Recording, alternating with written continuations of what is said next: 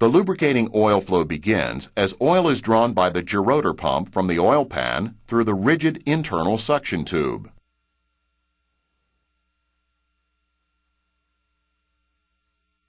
The suction tube delivers oil to the gerotor oil pump.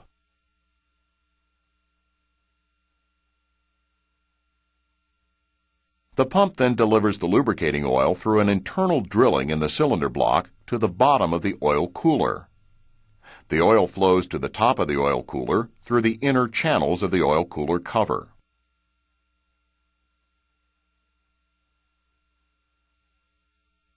At the top of the oil cooler, the oil flows to the oil cooler bypass valve. If the oil is cold, the bypass valve will be open, allowing some oil to bypass the cooler and flow to the filter, which reduces engine parasitic loads and improves efficiency. This also helps the oil reach operating temperature quicker. As the temperature of the oil increases and the viscosity decreases, the bypass valve closes and directs the oil flow through the cooler element.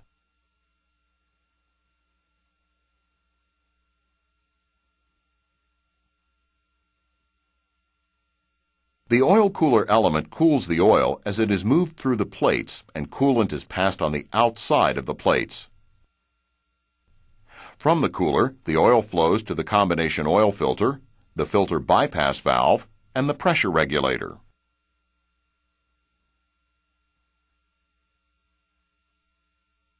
On all ISL engines, ISC CM850 engines, and ISC CM554 engines, modified as previously discussed, the pressure regulator directs the flow of excess oil from the oil regulator to the oil pan rather than to the inlet side of the pump.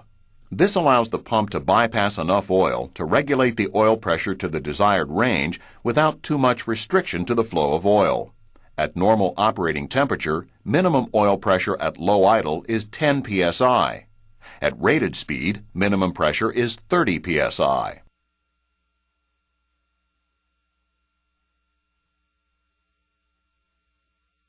A combination oil filter is used on these engines. The upper section of the filter contains the full flow filter element, while the lower section contains the bypass element. Oil passing through the full flow portion of the oil filter flows to the main oil rifle. Oil flowing through the bypass portion of the filter returns to the inlet side of the oil pump.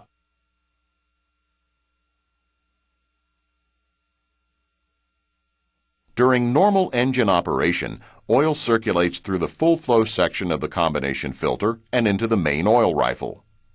However, if the full flow section becomes plugged to the point that a 50 psi pressure difference exists between the filter in and filter out, the bypass valve opens in the oil filter head and routes unfiltered oil to the main oil rifle to lubricate the engine.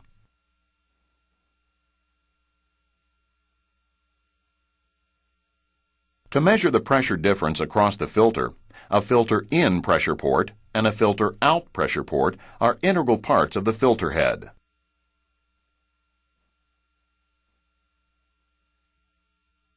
The turbocharger oil supply line is connected with a straight thread O-ring supply fitting in the filter head. The supply line directs the filtered oil under pressure to the turbocharger. Once in the turbocharger, the oil flows to the bearing journals and the thrust bearing. Once the oil has passed through the bearings, it flows under gravity back into the engine oil pan sump through the turbocharger drain line.